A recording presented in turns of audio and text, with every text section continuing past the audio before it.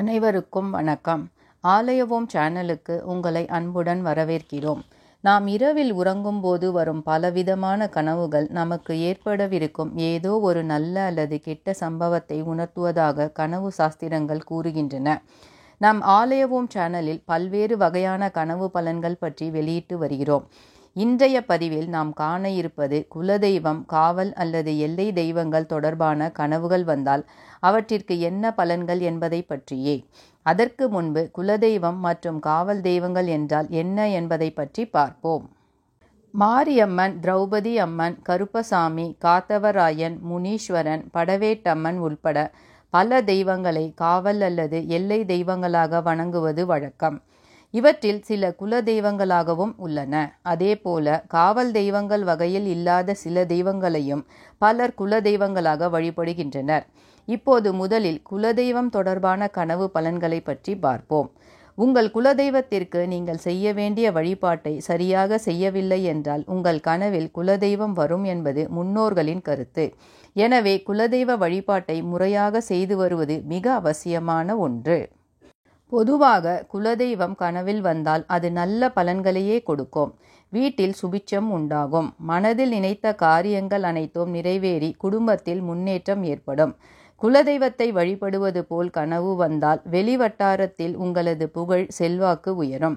குலதெய்வத்திற்கு மாலை போடுவது போல கனவு கண்டால் எண்ணிய காரியங்கள் விரைவில் நடைபெறும். குலதெய்வத்திற்கு அபிஷேகம் செய்வது போல கனவு வந்தால் நீண்ட நாள் ஆசைகள் நிறைவேறும். குலதெய்வம் உங்களிடம் பேசுவதைப் போல கனவு வந்தால் உங்களின் காரியங்கள் அனைத்தும் வெற்றி பெறும். குலதெய்வத்திடம் நீங்கள் அழுவது அல்லது கெஞ்சுவது போல் கனவு வந்தால் சில காரிய தடைகள், சிக்கல்கள் ஏற்படலாம். குலதெய்வ சுவாமி சிலையை ஒருவர் உடைப்பது போலவும் அதை நீங்கள் பார்த்து பொதுமக்கள் உதவியுடன் அவரை காவல் நிலையத்தில் ஒப்படைப்பது போலவும் கனவு கண்டால் மனதிற்கு பிடித்த பொருட்களை வாங்கி மகிழ்வீர்கள் என்று அர்த்தம். குலதெய்வம் உங்களை துரத்துவதைப் போல கனவு கண்டால் செய்யும் செயல்களில் கவனம் தேவை. குலதெய்வம் அடிக்கடி கனவில் வந்தால் குடும்பத்தில் பல சுப நிகழ்ச்சிகள் நடைபெறும். குலதெய்வ கோயிலை கனவில் கண்டால் எடுத்த காரியங்களில் வெற்றி, லாபம் உண்டு. குலதெய்வ கோயிலில் நீங்கள் விபூதி அல்லது குங்குமம் வைப்பது போல கனவு வந்தால் நல்ல புத்தி, ஞானம் கிடைக்கும். கடவுளின் ஆசி உங்களுக்கு உண்டு. குலதெய்வத்திற்கு கோயிலில் பொங்கல் வைப்பது போல, கூழ் ஊற்றுவது போல கனவு கண்டால் வீட்டில் சுப நிகழ்ச்சிகள் நடைபெறும். குலதெய்வ கோவிலில் பூஜாரி எலுமிச்சை பழம் கொடுப்பது போல கனவு கண்டால் தடைப்பட்ட சுப காரியங்கள் விரைவில் நடைபெறும். குலதெய்வ சிலையை கோயிலின் வெளியே மண்ணிலிருந்து எடுப்பது போல கனவு கண்டால் பலரும் அறியாத உங்களின் திறமைகள் வெளிப்பட்டு நீங்கள் பாராட்டப்படுவீர்கள். அடுத்து சில காவல் தெய்வங்கள் கனவில் வந்தால் என்ன பலன் என்று பார்ப்போம். முனீஸ்வரன் அல்லது முனியப்பன் சாமியை கனவில் கண்டால் நினைத்த காரியத்தில் மன தைரியத்துடன் செயல்புரியும் ஆற்றல் ஏற்படும். கங்கையம்மனை கனவில் கண்டால் திட்டமிட்ட காரியங்களில் எண்ணிய வெற்றியை பெறலாம். மாரியம்மன் கனவில் வந்தால் உங்கள் பயணங்களில் இருந்த தடைகள் நீங்கி சுப பலன்கள் கிட்டும். துர்க்கையம்மனை கனவில் கண்டால் எதிரிகளின் தொல்லைகளை அழித்து வெற்றி பெறுவீர்கள். அங்காளம்மனை கனவில் கண்டால் காரிய சித்தி உண்டாகும். கருப்பண்ண சுவாமியை கனவில் கண்டால் வழக்கு தொடர்பான விஷயங்களில் வெற்றி உண்டு. ஐயனார் சாமியை கனவில் கண்டால் சகல ஐஸ்வர்யங்கள் கிடைக்கும்.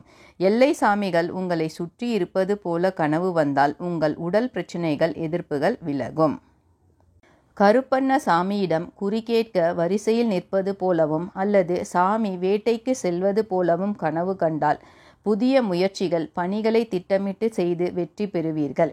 ஒருவர் காளி வேடம் அணிந்து நடனம் ஆடுவது போல கனவு வந்தால் தன்னம்பிக்கையுடன் செயல்களை செய்து வெற்றி பெறலாம். கனவில் எதிரியின் தலை காளியின் கையில் இருப்பது போல கனவு வந்தால் எதிரிகளின் தொல்லைகள் நீங்கும். மாரியம்மனுக்கு அபிஷேகம் செய்வது போல கனவு கண்டால் மனதில் நினைத்த காரியம் விரைவில் நிறைவேறும். கனவில் துர்க்கை அம்மன் சிவப்பு நிற உடையில் தோன்றினால் குடும்பத்தில் மங்கள நிகழ்ச்சிகள் நடைபெறும் அல்லது வேலை, தொழிலில் அதிர்ஷ்ட வாய்ப்புகள் ஏற்படும். ஆனால் துர்க்கை அம்மன் கர்ஜனை செய்யும் சிங்கத்துடன் வருவது போல கனவு கண்டால் உங்களுக்கு ஏற்பட போகும் பிரச்சினைகளை முன்கூட்டியே உணர்த்துவதாக அர்த்தம். எனவே கவனம் தேவை.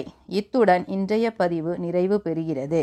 அடுத்த ஆன்மீக பதிவில் மீண்டும் ஒரு நல்ல தகவலுடன் சந்திப்போம். போன்ற ஆன்மீக தகவல்கள், ஆலயங்கள், சித்தர்கள் வரலாறு, கிரக பெயர்ச்சி பலன்கள் ஆகியவற்றை அறிந்து கொள்ள ஆலயவோம் யூடியூப் சேனலுக்கு சப்ஸ்கிரைப் செய்யுங்கள். நன்றி, வணக்கம்.